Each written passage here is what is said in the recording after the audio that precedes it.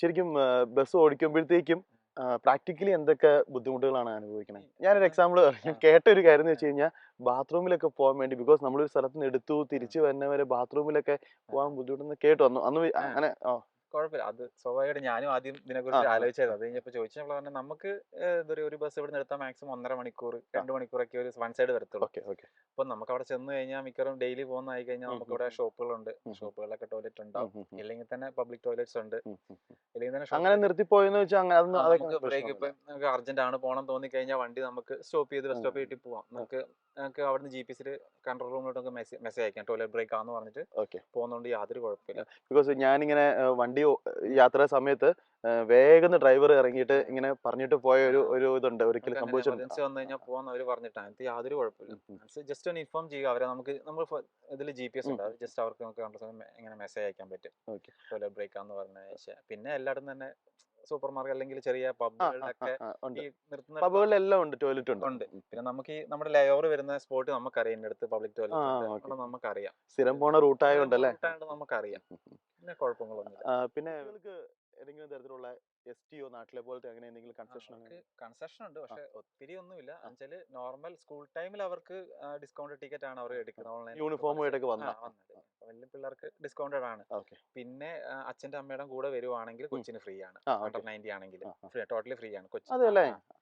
കൂടെ പിള്ളേർക്കെല്ലാം ഫ്രീ ആണെന്ന് ചുരുക്കം പറയാം. കൂടെ വരുവാണെങ്കിൽ അവർ തന്നെ വന്ന ഡിസ്കൗണ്ട് ടിക്കറ്റ് അങ്ങനെയാണ്. പിന്നെ ആഫ്റ്റർ 6 o'clock അവർക്ക് 50 p ഉള്ളൂ.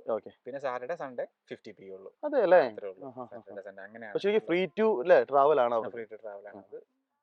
വേറെ എന്തൊക്കെ ബുദ്ധിമുട്ടുകൾ? പിന്നെ ബുദ്ധിമുട്ടുകൾ എന്ന് പറയാൻ വണ്ടി ഓടിക്കാൻ ബുദ്ധിമുട്ടും കാര്യങ്ങളൊന്നുമില്ല. പക്ഷെ നാട്ടിലെ പോലെ നമ്മൾ ഒരിക്കലും ഇവര് നമ്മളെ റണ്ണിങ് ലേറ്റ് ആന്ന് പറഞ്ഞ് ഒരിക്കലും അവര് കംപ്ലൈന്റ് ചെയ്യത്തില്ല. ഈ ടൈം ഈ ബോർഡുകളിൽ എഴുതി വരുമല്ലോ, നമ്മുടെ വണ്ടിയിൽ GPS ഉണ്ട്, അത് കണക്ട് ചെയ്തിട്ട് നമുക്ക് വണ്ടിയിൽ കറക്റ്റ് ടൈം കാണിക്കും. ഓരോ ബസ് സ്റ്റോപ്പിലും ഇങ്ങനെ കറക്റ്റ് ടൈം കാണിക്കും. അപ്പൊ ഫുള്ള് GPS ഉണ്ടല്ലോ, GPS കണക്റ്റഡ് ആയിട്ടാണ്. അപ്പൊ നമുക്ക് ലേറ്റ് ആണെന്നനുസരിച്ച് അതിനകത്ത് കാണിക്കും. പക്ഷെ നമ്മളോട് പറഞ്ഞേക്കുന്നത് എത്ര ലേറ്റ് ആയാലും കുഴപ്പമില്ല, പക്ഷെ സേഫ്റ്റി ആൻഡ് പാസഞ്ചർ കംഫർട്ട് ആണ്. ലേറ്റ് ആണല്ലോ ഓടുന്നത്, നമ്മൾ ചവിട്ടി വിടണം, അങ്ങനത്തെ ഒരു പരിപാടി ഇല്ല. ലേറ്റ് ആയി പോയാൽ ഒരു കുഴപ്പമില്ല. പക്ഷെ സേഫ്റ്റി, പാസഞ്ചർ കംഫർട്ട്. പിന്നെ മറ്റേ വീൽ ചെയറിൽ വരുന്ന അല്ലെ അവരുണ്ടെങ്കിൽ നമ്മള് ചെന്ന് അവരെ ഉള്ളിൽ കയറ്റി ലോക്ക് ചെയ്യണം അല്ലെ? അവർക്കൊരു ലോക്ക് ഉണ്ട്, ഹാൻഡ് ലോക്ക് പോലത്തെ ഹാൻഡ് ലോക്ക് ചെയ്ത് അവരെ സേഫ് ആയിട്ട് ഇരുത്തണം. പിന്നെ ഏതൊക്കെ കാറ്റഗറി ആൾക്കാരെ അങ്ങനെ അകത്ത് കയറ്റി ഇരുത്തേണ്ടതായിട്ട്? അങ്ങനെ എൽഡറി ആയിട്ടുള്ള പാസഞ്ചേഴ്സിനെ നമ്മൾ പോയി ഹെൽപ്പ് ചെയ്യുക എന്താണ്. നമ്മൾ മാക്സിമം കസ്റ്റമർ സർവീസ് അവർ നമ്മുടെ സൈഡിൽ നിന്ന് അവർ ഉദ്ദേശിക്കുന്നത്. അവരെ പോയി പിന്നെ ഈ ഹൈറ്റ് കുറയ്ക്കുവോ? നമുക്ക് ഹൈറ്റ് കുറയ്ക്കാനും കൂട്ടാനും ഇങ്ങനെ പ്രായ ആൾക്കാർ വന്നു കഴിഞ്ഞിട്ടുണ്ടെങ്കിൽ നമുക്ക് ആ കർവിനോട് സസ്പെൻഷൻ അഡ്ജസ്റ്റ് ചെയ്യാൻ പറ്റും. കുറയ്ക്കാനും ഹൈറ്റ് കൂട്ടാനും പറ്റും സസ്പെൻഷൻ. അതൊരു ഇതാട്ടോ, ഒത്തിരി പേർക്ക് അറിയാം. എല്ലാരും ചിലര് പ്രായ ആൾക്കാർ വന്ന് നിൽക്കുമ്പോൾ അവർ പറയുന്നത് താക്കാൻ പറയും. ഇപ്പം കുറച്ച് യൂസ് ആയി കഴിയുമ്പോൾ നമുക്ക് ആൾക്കാരെ കാണുമ്പോൾ മനസ്സിലാവും നമ്മളത് ലോവർ ചെയ്ത് ഇങ്ങനെ ചെയ്യാൻ പറ്റും. അത് പാസഞ്ചേഴ്സ് ഒത്തിരി ഇതാണ്. പിന്നെ ഇവിടുത്തെ പാസഞ്ചേഴ്സ് ഒത്തിരി എന്താ പറയാ, ചിലർ നല്ല പാസഞ്ചർ, ഒത്തിരി പേര് വന്നിട്ട് താങ്ക്സും അപ്രീഷിയേറ്റ് ചെയ്തിട്ട് ഓരോരുത്തരും പുറത്തേക്ക് ഇറങ്ങുമ്പോഴത്തേക്ക് താങ്ക് യു പറഞ്ഞിട്ട് അതൊരു ഇത് തന്നെയാട്ടോ. ഡ്രൈവർ നമ്മള് നാട്ടില് കാണുന്ന ഡ്രൈവറൊന്നും അല്ല, നല്ലൊരു പേയ്മെന്റും ഉണ്ട്, നല്ല റെസ്പെക്റ്റും ഉണ്ട്, എല്ലാവർക്കും ഭയങ്കര ഇഷ്ടമാണ് ഈ പ്രൊഫഷനൊക്കെ.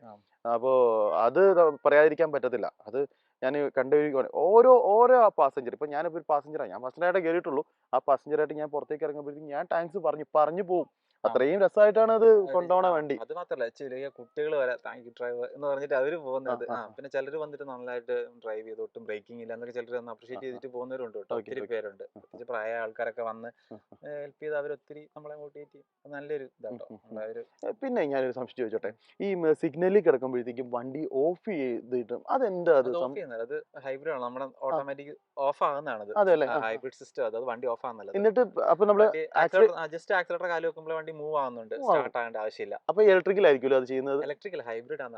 ഹൈബ്രിഡ് മിക്സ് ആണ്, പക്ഷെ ഈ സമയത്ത് അത്ര മെക്കാനിക്കൽ എനിക്ക് ഐഡിയ ഇല്ല. അതാണ് സംഭവം. ഓരോ സിഗ്നലിൽ എത്തുമ്പോഴത്തേക്കും വണ്ടി നിക്കണ പോലെ എനിക്ക് തോന്നുന്നു. എവിടെയും നിർത്തിയിടും അതേപോലെ വണ്ടി ഓഫ് ആകുന്നില്ലത്. ആർക്കെങ്കിലും അതുമായിട്ട് ബന്ധപ്പെട്ട് അറിയണമെങ്കിൽ ഒന്ന് കമന്റ് ചെയ്യണേ. അപ്പൊ അത് ആണ് അതിന്റെ അകത്ത്. അപ്പം വണ്ടി അതായത് അവര് ചില വണ്ടികൾ എഴുതി വെച്ചിട്ടുണ്ട് ഹൈബ്രിഡ് ആണ്. അല്ല, എനിക്ക് ഹൈബ്രിഡ് ആണെന്ന് എനിക്ക് ഫീൽ ആവും. എഞ്ചിൻ റൺ ആകുമ്പോഴത്തേക്കും ഒരു ചെറിയൊരു വൈബ്രേഷൻ സൗണ്ട് നമുക്ക് അറിയാൻ പറ്റും. 10 മൈലിന് അബവ് പോകുമ്പോൾ ഡീസൽ ആവത്തുള്ളൂ. പിന്നെ ഡീസൽ ആകുമ്പോഴത്തേക്കും സൗണ്ട്, ഇലക്ട്രിക് ആകുമ്പോഴത്തേക്കും സൈലന്റ് ആയിട്ട് ഭയങ്കരമായിട്ട്. അതൊരു ഇതായിട്ട് ഇവർക്ക് അങ്ങനെ നല്ല ഫ്യൂൽ എഫിഷ്യൻസി ഉള്ള വണ്ടികളാണ് എല്ലാം. നമ്മൾ രാവിലെ വണ്ടി എടുക്കുമ്പോൾ കാണാം അറിയാൻ പറ്റൂല. എന്റെ ആണെങ്കിലും ഇതിന്റെ അകത്തൊന്നും ആയിട്ടില്ല. അതല്ലേ നല്ലൊരു പിന്നെ എല്ലാം ഡബിൾ ഡെക്കർ അല്ലേ? എല്ലാം ഡബിൾ ഡെക്കറാ. സിംഗിൾ ഡെക്കർ തീരെ റയർ. 1-2 അങ്ങോട്ട് ബ്രൈറ്റണിലുണ്ട് ജസ്റ്റ്.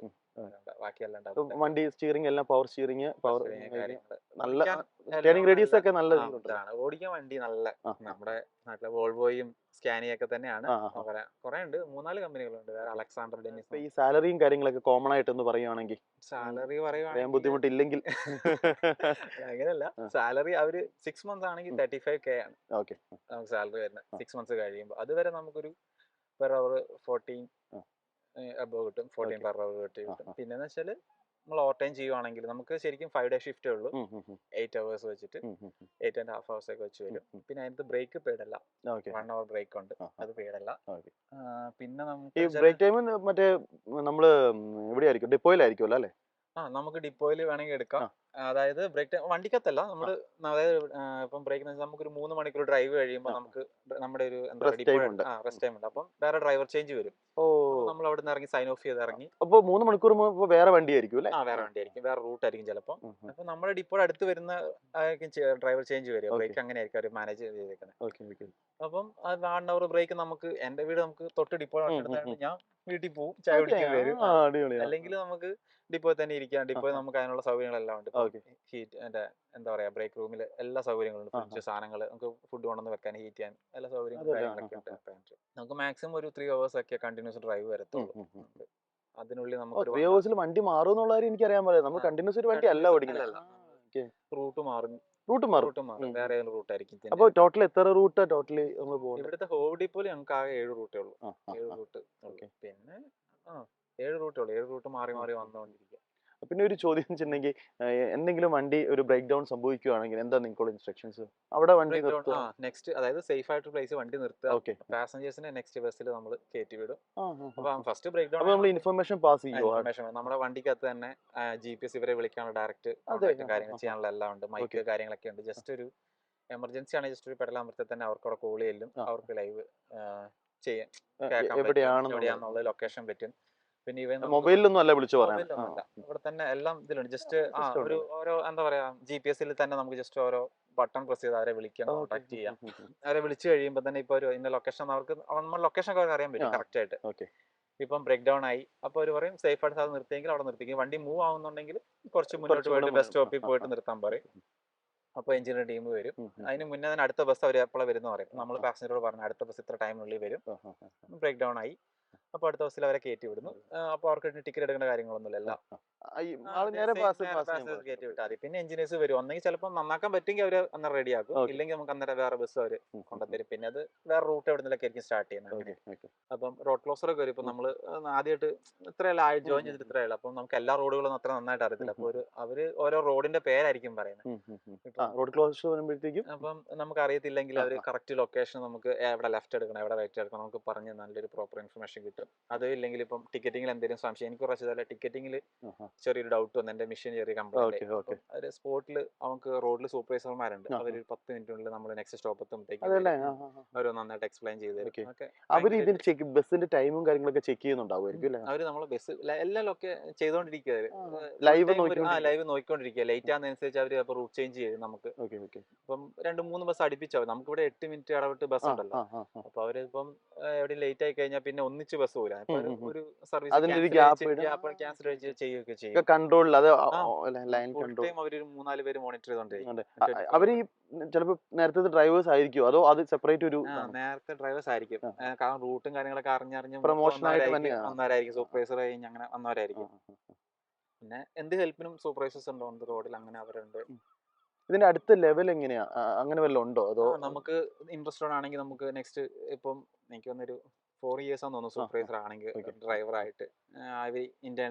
ട്രെയിനർ എന്നൊക്കെ ഉള്ള തരത്തിലൊക്കെ ഫസ്റ്റ് സൂപ്പർവൈസർ ആവാം. അത് കഴിഞ്ഞിട്ട് എനിക്കൊന്ന് ചെറിയ ഇന്റേണൽ ആയിട്ട് ഇന്റർവ്യൂ കാര്യങ്ങളൊക്കെ ഉണ്ട്. അവരത് വരുമ്പോൾ ഓരോ പോസ്റ്റ് വരുമ്പോൾ ഇന്റേണലി ഒരു പോസ്റ്റ് ചെയ്യും, അപ്ലൈ ചെയ്യാം. ഇൻട്രസ്റ്റ് ഉള്ളവർക്ക് എനിക്കൊന്ന് 4 years എടുക്കുന്നുണ്ട് സൂപ്പർവൈസർ ആവാൻ. സൂപ്പർവൈസർ ആവാൻ വേണ്ട ഒരു മിനിമം 4 to 5 years ആണ്. താല്പര്യമുള്ളവർക്ക് ഇന്റേണലി പോസ്റ്റ് വരുമ്പോൾ അവരത് പറയും, നമുക്ക് ഇന്റർവ്യൂ അറ്റൻഡ് ചെയ്ത് കിട്ടും.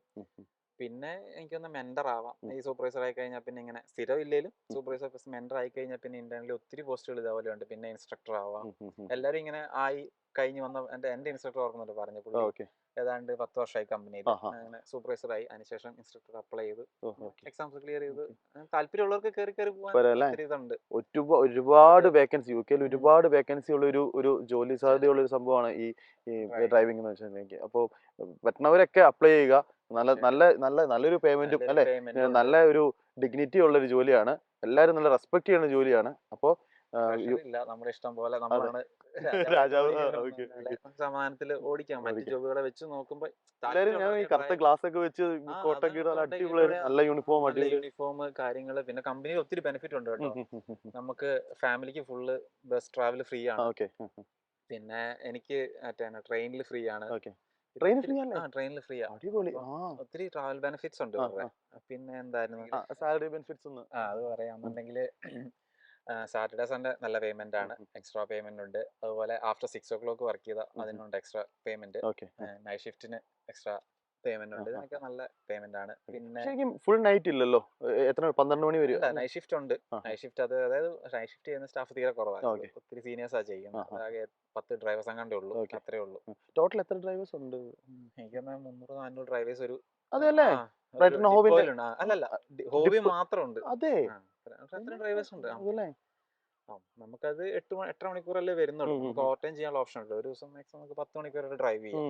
നമുക്ക് ഓവർ ടൈം എടുക്കണമെങ്കിൽ ഒരു ദിവസം 2 hour 3 hour ആണ് ഓവർ ടൈം ചെയ്യാൻ പറ്റും. 6 days വർക്ക് ചെയ്യാം ചെയ്യുന്നവരുണ്ട്. പിന്നെ ഉള്ള ആകെ പ്രശ്നം എന്ന് വെച്ചാൽ ഇവിടുത്തെ ഹോളിഡേ ചെറിയൊരു ഇതുണ്ട്. അങ്ങനെയല്ല, ഹോളിഡേ എന്ന് വെച്ചാൽ എല്ലാവരും നമ്മൾ അപ്ലൈ ചെയ്യല്ലേ. ഇവിടെ അവർ ആദ്യമേ പറഞ്ഞിട്ടുണ്ട് ഹോളിഡേ ഇവർ അലോട്ട് ചെയ്യും. അപ്പം ഒരു വർഷത്തേക്കുള്ള ഹോളിഡേ കംപ്ലീറ്റ് അവർ അലോട്ട് ചെയ്യും. എന്നിട്ട് നമുക്ക് ഡ്രൈവേഴ്സായിട്ട് അങ്ങോട്ടും ഇങ്ങോട്ടും സ്വാപ്പ് ചെയ്തെടുക്കാൻ പറ്റും. അല്ലാണ്ട് നമ്മുടെ ഇഷ്ടത്തിന് നമുക്ക് അപ്ലൈ ചെയ്യാൻ പറ്റത്തില്ല. അത് അവർ ഫിക്സ് ചെയ്ത് വെച്ചിട്ടുണ്ടാവും. നമുക്ക് അങ്ങോട്ടും ഇങ്ങോട്ടും സ്വാപ്പ് ചെയ്തെടുക്കാനേ പറ്റത്തുള്ളൂ.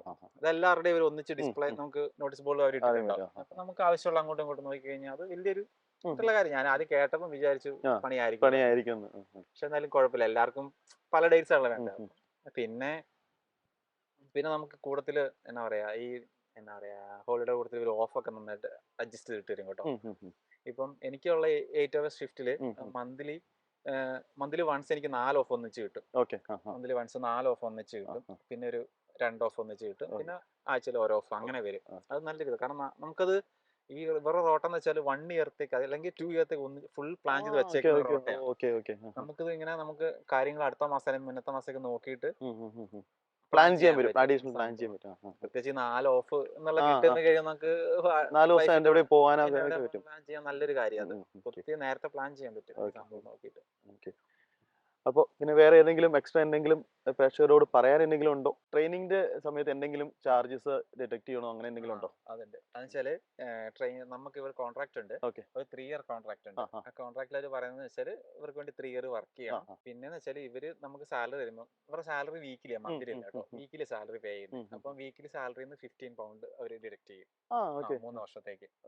15 നമുക്ക് ട്രെയിനിങ് ലൈസൻസ് എടുത്തേണ്ടി വരും. നമുക്ക് വേറെ ചെലവൊന്നും നമ്മൾ ഫ്രീ ആയിട്ടാണല്ലോ കയറിയത്. വിത്ത് സാലറി നമ്മൾ വർക്ക് ചെയ്യുന്നത്. അപ്പം അത്രേ വരുന്നുള്ളൂ. ഒരു വലിയ എമൗണ്ട് അല്ല.